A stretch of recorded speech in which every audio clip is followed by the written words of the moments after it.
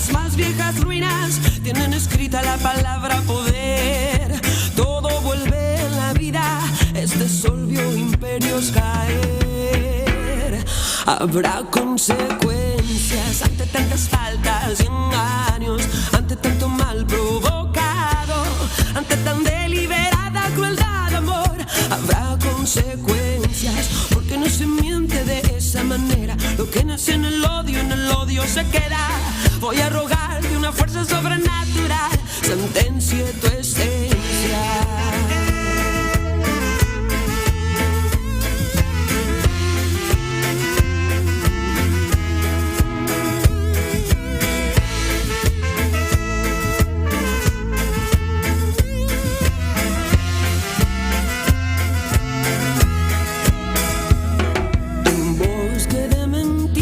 Estamos perdidos sin poder escapar. Y si el camino está lleno de lobos, habrá que aprender a cazar. Encadenado a tu codicia, sos brillante en ocultar. Ten cuidado con lo que me escondas, hay un destape a punto de estallar. Hasta en las más viejas ruinas tienen escrita la palabra poder. Todo vuelve en la vida, este sol vio imperios caer. Habrá consecuencias ante tantas faltas y engaños, ante tanto mal provocar.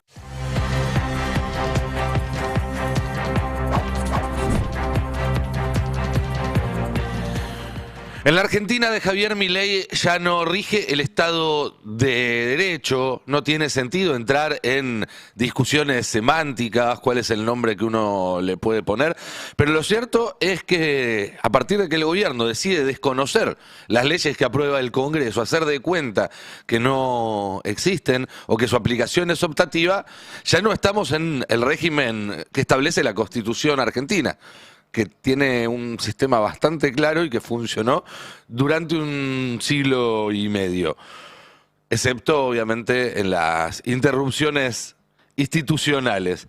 Hoy el gobierno decidió desconocer las leyes de emergencia pediátrica y de presupuesto universitario, como ya había hecho con la ley de discapacidad.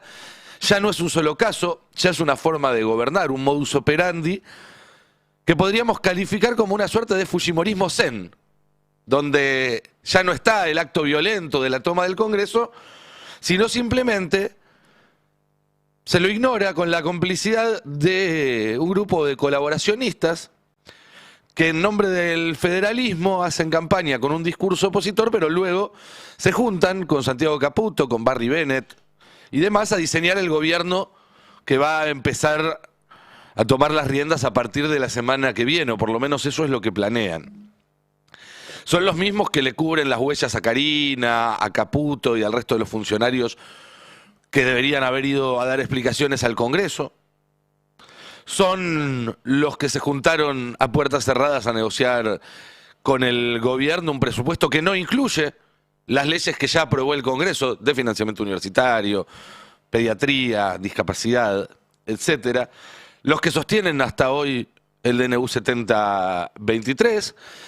Y los que, si todo les sale bien, en unos meses van a levantar la manito para aprobar que tengas una jornada laboral de 13 horas, para que aumenten la edad de jubilación o para que le sigan bajando los impuestos a los ricos mientras la sociedad atraviesa un nuevo ajuste. Esos son los planes explícitos del gobierno para los 2 años que siguen en su gestión, si les va más o menos bien en las elecciones de este domingo.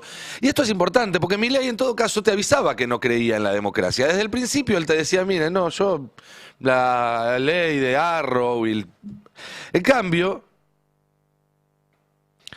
los de Loredo, los Nacho Torres, los Puyaro van por la vida hablando de instituciones, de las formas, del respeto, pero están avalando una gobernabilidad de facto, que es lo que está haciendo este gobierno.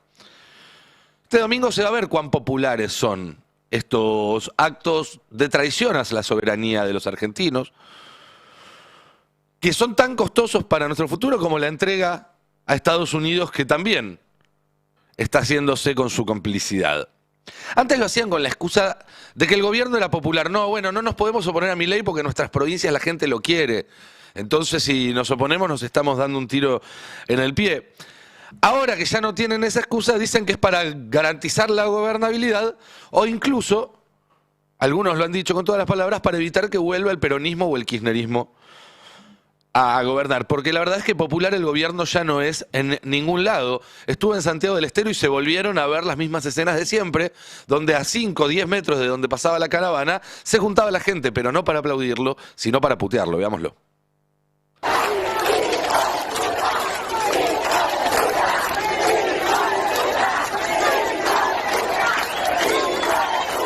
De fondo se ve cómo pasa la caravana y toda la gente alrededor insultándolo e incluso algunos muchachos con pinta de patoa llevándose, marcando gente que está insultando y llevándosela.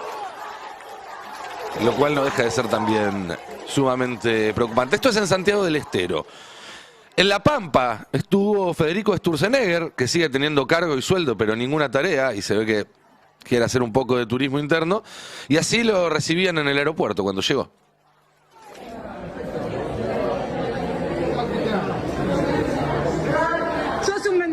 Vos sos un vendepatria. La casta, la verdadera casta. Vos sos la verdadera casta, hijo de puta. Para los pampeanos tenés que gobernar vos. Sí, vos también, Ardoin, casta, forro. En contra de la universidad pública vas a estar. Más vale, porque sos un burro. Ahí la ligaba Sturzenegger y Ardoin, que es uno de los candidatos de La Libertad Avanza, que no sé en este caso qué parentesco tiene con Pampita, pero ya Pampita podría armar su propio partido político a esta altura del partido. Vimos Santiago del Estero, vimos La Pampa, vamos a La Rioja, donde el que fue Iñaki, alias La Pepona, y también se tuvo que bancar que le recriminaran por las pensiones que habían quitado. ¿Tenés el nombre? ¿Querés que te hicimos un audio? Ahí vemos cómo se estaba sacando una foto con otros militantes y se acerca gente a reclamarle por una pensión y le dicen, bueno, te tomo el número, te lo gestiono. Si le corresponde, la va a recuperar. Siempre ahí la sospecha, ¿no?, de que se trata de algo malversado. En Córdoba, que se supone que es uno de los lugares fuertes, convocaron al acto en una esquina entre dos calles random. Dos calles angostas, no hay nada en esa esquina, y ya se sabe que va a hablar desde la parte de atrás de una camioneta y se va a ir en la misma camioneta, no va a haber acto. No va a participar del cierre de campaña en la provincia de Buenos Aires, no va a participar, aunque estaba previsto en el cierre de campaña en la provincia de Salta. No va a visitar, aunque estaba previsto, Río Negro. Allí tiene una candidata narco también. En un rato vamos a tener más detalles de eso. No va a estar en Neuquén. Y ese mal humor social que se nota en todas partes y que se va a notar sin ninguna duda el domingo a la noche en el conteo, tiene una explicación evidente, que es que la gente no tiene un mango, las cosas siguen subiendo de precio y se vive cada vez peor. Vamos a escuchar el testimonio de un pensionado que cuenta cómo con la poca plata que le dan le alcanza para cada vez menos. Señor, ¿con Milei está mejor o peor? No, lo odio. ¿Por qué lo odia? Porque es un hijo de puta, prometió muchas cosas ¿Quedó claro? y no cumplió. Por ejemplo, yo soy pensionado y nos está haciendo cagar de hambre. Es un terrible hijo de puta, no lo quiero. ¿Cuánto cobra de pensión? Yo qué duro, ¿eh? ¿Qué querés que te diga? No llego a 300 lucas. ¿Y qué hace con esa plata? Y ¿Qué hago, se puede hacer? y hago lo que puedo. Milagros. Milagro. Sí, sí. Para mí, prefiero los cucas. ¿Cómo es su nombre? Jorge. Jorge, sin insultos, ¿qué le diría al presidente si lo tuviera delante? Que prometa las cosas que dijo sobre los viejos, los jubilados. Que haga lo que prometió. Y que no le chupe tanto los huevos a Trump. A Trump. ¿cómo se llama? A Donald Trump. A Trump. ¿El domingo va a votar usted? Sí, sí. Bien, salió ayer el dato de consumo masivo con una nueva caída que refleja lo que se ve en estos testimonios. 3,7% en septiembre, en su nivel más bajo en el año. Estamos hablando, este era el año de la recuperación, supuestamente. El año pasado era el año de la caída, este era el año de la recuperación. Bueno, no está dándose. Este es dato de Supermercados, consultora Sentia. En el Destape tenemos también una nota de hoy que explica también un poco esto, porque el precio de la carne vacuna triplicó la inflación del INDEC de septiembre. Y eso tiene un doble impacto. Por un lado, en el comerciante, en el carnicero, que hoy vende menos que nunca. Veamos los locales vacíos. Día de la Madre, domingo. 3 clientes. Muchachos, voten bien, porque nos estamos fundiendo. 260 sucursales tenemos. Voten bien. Así estamos, un Día de la Madre. El día que está el local explotado. Porque soy experto en la economía con dinero y sin dinero. Hijo de puta, nos estamos fundiendo todo, boludo. Bueno, está clarísimo. Y la contrapartida del local vacío es la persona que le hubiera gustado estar ahí, haciendo la fila, eligiendo el corte, pagando la compra, pero no puede. Escuchemos este testimonio de una jubilada. Hace un año ya que no como carne, siempre como huevo. ¿Un año que no come carne? Sí, un año. No, ni en Navidad tampoco. Mirá, no. No es porque no quiera, sino porque no puede. Está muy caro, está. Siempre hígado, alita de pollo, porque no me alcanza lo poco que me pagan. Claro, la alita también está en un precio, digamos, más accesible en comparación a otras. Sí, pero voy repartiendo en bolsita, ¿viste? 3 alitas en bolsita voy repartiendo y lo guardo en el freezer. Y ahí ya preparo para una comida, para otra comida. Ahora, me habla de la pensión. ¿De cuánto es la pensión suya? Y la mínima más o menos, no sé, 200 pesos, 150. 200.000, sí. ¿Usted vive sola, con alguien? Soy viuda. ¿Es viuda? Sí, con mi chica. Más de un año sin comer carne vacuna, a veces alitas, a veces hígado, a veces huevos. Esa es la vida en la Argentina de Milei. Y aunque personas como el testimonio que veíamos hace un minuto puedan mirar a cámara y decirle que cumpla las promesas, la verdad es que no está en los planes de Milei ni cumplir ni prometer, porque él considera que no es parte de su trabajo de presidente darle una respuesta a los que no les alcanza para comprar un pedazo de carne.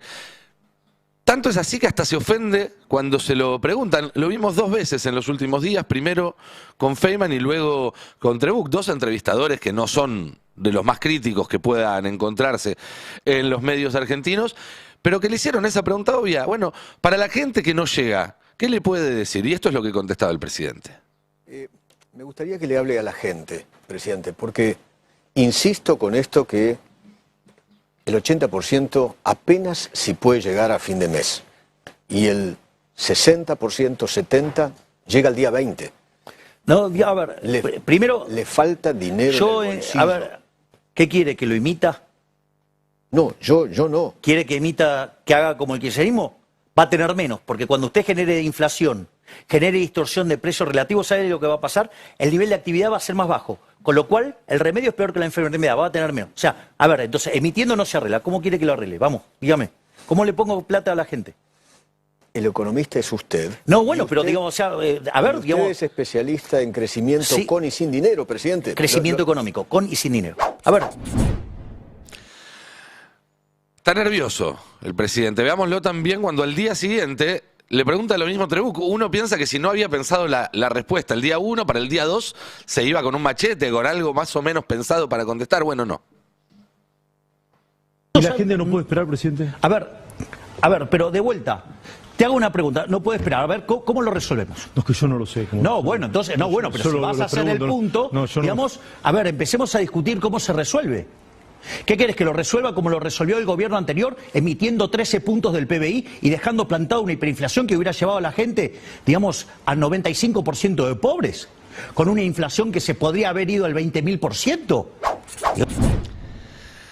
Ya son varias las notas que salieron estos días y que dan cuenta de que el presidente está enojado, está difícil de tratar, está irascible, nervioso. Probablemente tenga que ver con que intuye, o ya sabe, lo que muchos en su equipo admiten, que es que el domingo se van a dar un duro baño de realidad. Pensemos que este es un gobierno que hace 3 meses planteaba que la libertad arrasa, que hablaban de sacar un 45% y 20 puntos de ventaja, de poner el último clavo en el cajón del peronismo. Y hoy leí a la mañana en un portal importante que decía, se esperanzan con un resultado digno. Migajas para alguien que asumió pensando que venía a cambiar la historia del país, que le dio la espalda al Congreso desde el primer día, que parecía que venía a romper con todos los ciclos históricos y termina repitiendo casi capítulo a capítulo el episodio más triste de la historia reciente, que es el 2001. Ya tenemos el megacanje, no nos falta prácticamente nada. Pero ojo, porque una derrota el domingo, bueno, pone en marcha una serie de cuestiones y los dadores de gobernabilidad ya están preparados para salir al rescate del plan, que a esta altura no es el plan de Milei, sino que es el plan de Trump, el plan de Bessent, el plan de Kristalina Georgieva, que si no se acuerdan, hace menos de un mes nos explicaba claramente qué es lo que tenía en mente para la Argentina. Hemos tenido ejemplos de líderes valientes haciendo cosas muy difíciles, reduciendo las pensiones y los salarios en un 40 o 50% y siendo reelegidos. ¿Por qué? Porque llevaron a las personas con ellos. Eso es lo que esperan de Milei, y si no, de los que vengan después a tomar esa posta. Puede ser un Schiaretti, un Pichetto, hay varios probándose el traje. Pero el plan es el mismo y es un plan para que vos seas más pobre y para que unos pocos sean más ricos. Miren, el fin de pasado, y con esto termino, se hicieron en Estados Unidos más de 2.700 marchas contra Trump. Salieron 7 millones de personas a la calle. Y la consigna era: no queremos reyes. Bueno, este domingo, los argentinos, las argentinas, tenemos la oportunidad que tenemos cada 2 años de ir a las urnas y dar nuestro mensaje. Y el mensaje tiene que ser que no queremos virreyes, que queremos ser nosotros los que tomemos las decisiones sobre lo que sucede en este país, y nadie, ni con un colorcito político ni con otro, que lo único que haga sea seguir instrucciones desde Estados Unidos. ¿Qué tal? Buen día, compañeros. ¿Cómo va? Bueno. Buen día, ¿cómo le va? ¿Qué semanita que